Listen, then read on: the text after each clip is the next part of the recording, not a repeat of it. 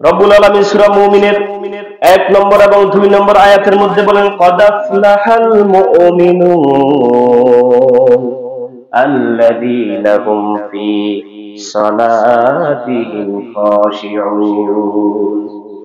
মুমিনদের মধ্যে ওই সমস্ত মুমিনরা সফল কাম, ওই সমস্ত মুমিনরা সাকসেস যারা তাদের নামাজের মধ্যে একাগ্রতা হয় বা একাগ্র হয়, যারা তাদের নামাজের মধ্যে বিনয় হয়, যারা মনোযোগের সাথে সালাত আদায় করে, তারা সফল কাম। সুবহানাল্লাহ। তাহলে মুমিনের মধ্যে ওই সমস্ত মুমিনরা সফল কাম যারা নামাজের মধ্যে বিনয় হয়, একাগ্রতার সাথে নামাজ পড়ে।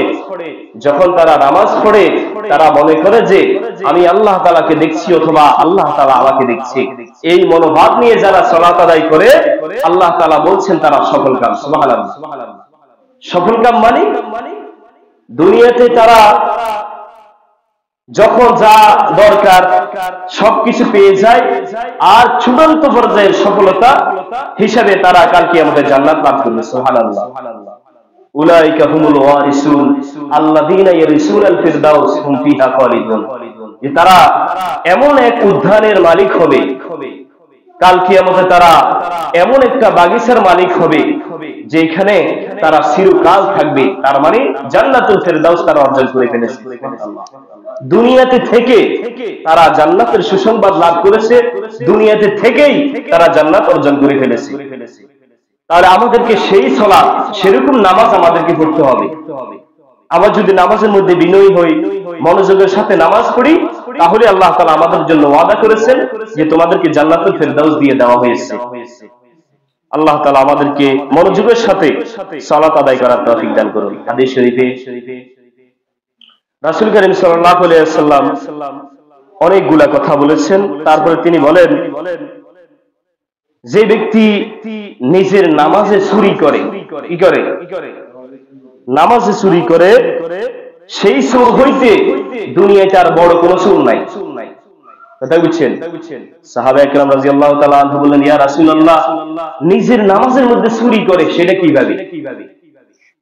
তখন রাসূলুল্লাহ সাল্লাল্লাহু আলাইহি ওয়াসাল্লাম উত্তরে বললেন, লা ইউতিম্মু রুকুআহা ওয়ালা সুজুদাহা। যেই ব্যক্তি নামাজের মধ্যে পরিপূর্ণভাবে রুকু করে না, যেই ব্যক্তি নামাজের মধ্যে পরিপূর্ণভাবে সিজদা করে না, সে দুনিয়ার সমস্ত চোর থেকে বড় চোর। নাউজুবিল্লাহ। আমার ভাইরা, কাল কিয়ামতে আল্লাহ তাআলা নামাজের হিসাব যখন নেবেন, আমরা সবাই জানি আউয়ালু মা ইউহাসাবু বিহিল আবদু ইয়াউমাল কিয়ামাতিস সালাহ। আল্লাহ তাআলা কিয়ামতের দিবসে যতগুলা হিসাব নেবেন, তার মধ্যে সর্বপ্রথম আল্লাহ তাআলা নামাজের হিসাব নেবেন। যখন নামাজের হিসাব আল্লাহ তাআলা নেবেন, তখন বান্দাদেরকে আল্লাহ তাআলা ডাক দিবেন। তাদের এরকম নামাজের হিসাবটা পাল্লায় যখন দেওয়া হবে, অনেকের নামাজ আছে ঠিকই, কিন্তু নামাজের পাল্লা অনেক হালকা হবে। তখন আল্লাহ তাআলা বলবেন, তুমি নাফাক অবস্থায় সালাত আদায় করেছো, সেটাও তোমার মাফ করে দিলাম। পোশাক ছাড়া নামাজ পড়েছো, সেটাও মাফ করে দিলাম। কিন্তু রুকুর মধ্যে যাইয়া তুমি কেন মোরগের মতো ঠুকুর দিয়া উঠে গেলা? এরপরে সিজদার মধ্যে যাইয়া সিজদাটা পরিপূর্ণ না করে ঠুকুর দিয়া মোরগের মতো কেন উঠে গেলা? আজকে তুমি শুধু সেই হিসাব আমাকে দিয়ে যাইবা, কেন রুকু সিজদার মধ্যে অবহেলা করলা? তাহলে আল্লাহ তাআলা সব কিছু মাফ করবে। দেখেন, আপনি নাফাক, আপনার কাপড় চোপড় নাফাক হতে পারে, আপনি হয়তো সুন্নতি লেবাস না পরে সালাত পড়তেও পারেন, আপনার কাপড় নাই, একটা জুব্বা নাই, পাঞ্জাবি নাই, শার্ট পরে পড়েছেন, গেঞ্জি পরে পড়েছেন, আল্লাহ সেটা মাফ করে দিবে। সুন্নতি লেবাস হিসেবে আপনি সালাত আদায় করতে পারেন নাই, কখনো কখনো আপনার প্রস্তাব জোরেও যাইতে পারে, আল্লাহ বলবে সব মাফ করে দিলাম। কিন্তু যখন সালাতে দাঁড়াই চলবে, তখন কেন রুকু ঠিক মতো করলি না, কেন সিজদা ঠিক মতো করলি না, সেই হিসাব আজকে দিয়ে যাই। বাঁচার কোনো উপায় আছে? আপনি বলেন, একটা ব্যস্ততার কথা বলেন যে আপনি মসজিদে ঢুকছেন, যেহেতু সালাত আদায় করার জন্য আসছেন, তাহলে আপনি কেন রুকুটা ঠিকমতো করলেন না? আপনি সেদিন কোনো জবাব দিতে পারবেন? কেন আপনি সিজদার মধ্যে 3 বার অথচ সুবহানা রাব্বিয়াল আ'লা বললেন না? এই হিসাবটা দিতে পারবেন? প্রিয় ভাই, আমাদের মধ্যে সবাই প্রায় সালাতটা দ্রুত তাড়াতাড়ি পড়ে শেষ করে মসজিদ থেকে বের হওয়ার মনোভাব আমার সবার আসে না নাই? এই মনোভাব থেকে আমাদেরকে বের হতে হবে। তাহলে কাল কিয়ামতে আল্লাহ তাআলা আমাদের থেকে রুকু সিজদার হিসাব এক্সট্রা ভাবে নেবেন, আলাদা ভাবে নেবেন। আমরা সেই দিন কি জবাব দিব সেটা এখন থেকে ঠিক করেন।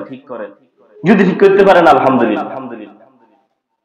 আল্লাহ তাআলা আমাদেরকে রুকু সিজদা বিশেষ করে ঠিকমতো করার তৌফিক দান করুন।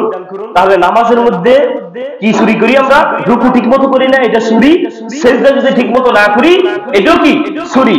আর রাসূল বলেছেন দুনিয়ার সব চুরি থেকে এই চুরিটা হচ্ছে জঘন্যতম চুরি, সবচেয়ে বড় চুরি।